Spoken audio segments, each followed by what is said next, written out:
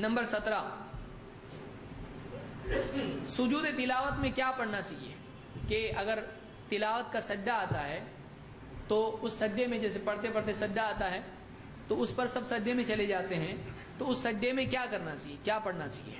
عائشہ رضی اللہ تعالیٰ فرماتی ہیں کان رسول اللہ صلی اللہ علیہ وسلم یقول فی سجود القرآن باللیل، رات میں جب آپ سجدے تلاوت کرتے، قرآن کے سجدے کرتے، تو آپ ان سجدوں میں کہتے سجد وجہی للذی خلقہ وشق سمعہ وبصرہ بحولہ وقوتہ۔ امام ابو داؤد ترمذی نسائی نے اس کو روایت کیا اور صحیح روایت ہے۔ کیا الفاظ ہیں؟